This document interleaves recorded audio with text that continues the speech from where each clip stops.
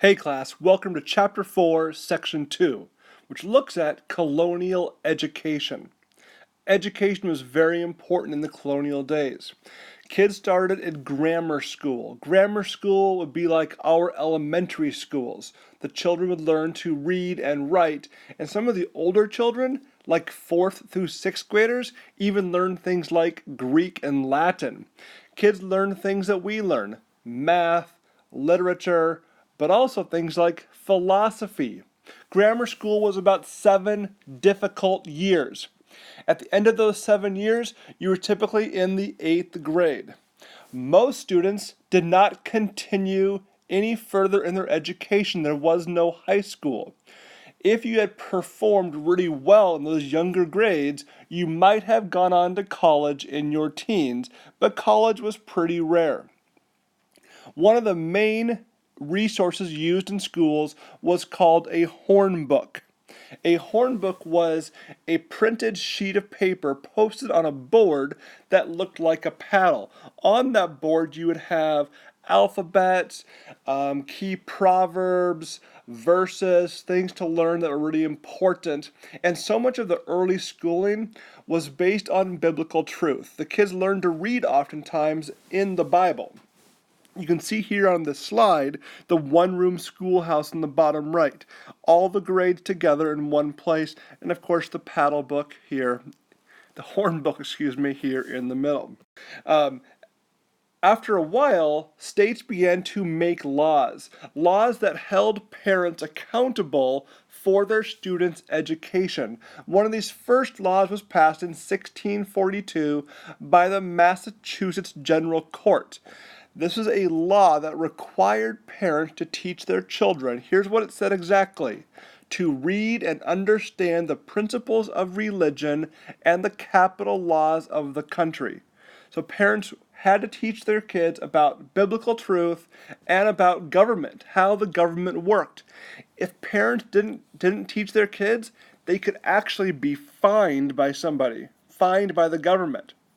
Some parents felt ill-equipped to teach their kids, so they might hire a widow or a single woman to educate their children. And these were called dame schools, where a single woman would teach the kids out of her home, as pictured in the bottom right. A few years later, another law got passed, and this was the Old Deluder Satan Act, passed also by Massachusetts. They thought of Satan as being the deluder, one who could delude your faith, who would delude you from what you knew to be true. And this law said that a town of 50 families or more had to have a grammar school. And the purpose was to train up the young people so they wouldn't be deluded by negative influences like Satan. A lot of the middle colonies also had schools, and they were mainly associated with churches. The Quakers in Pennsylvania established a church. In the New Netherlands, New York, the Dutch Reformed established a church. But education was by far most important in the New England colonies. Schools were really limited and sparse in the southern colonies especially. The southern colonies did not really value education. They valued their students, their children, working on the farms and helping out around the house. But for some of those kids who had excelled really well, they might go on to college. Very, very few would. The very first college in America is Harvard. At the time, Harvard College, now of course Harvard University, in Cambridge, Massachusetts, which is just outside of Boston, and it was founded in 1636 by the Puritans. The Puritans wanted a place to train young men for the ministry, to train them as ministers to the glory of God. And it was named after a young pastor named John Harvard. John Harvard died of tuberculosis and left his estate to the college. So the college is now named after him. A couple other colleges in the New England area were Yale and Dartmouth colleges. A couple schools that were created because the Enlightenment, a very worldly viewpoint, came along and kind of began to dilute Harvard. These are two new schools that were created, Yale and Dartmouth, to train ministers and missionaries. So Harvard, 1636, the first college in America in New England. The southern colonies took a long time to create a college. When they did, it was the College of William and Mary in Williamsburg, Virginia, and it was founded in 1693.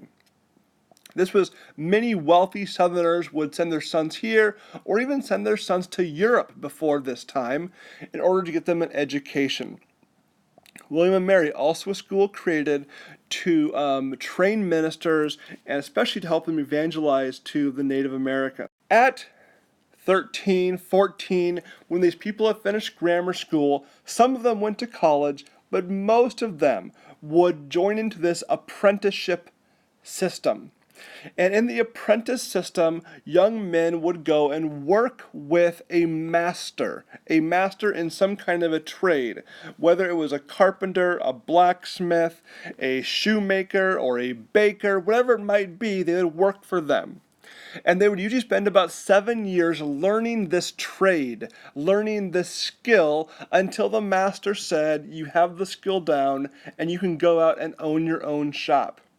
These apprentices were really a part of the master's family. You'd live with them, train with them. You were expected to be moral and serve the master faithfully in return for the opportunity to learn this skill. So at 21 then, you'd have the skill, you could go off and have your own shop, and down the road, even have your own apprentices under you. So education, very important, more important in the North than in the South. Colleges, the fact that there's a college there 40 years earlier than the South, kind of shows that.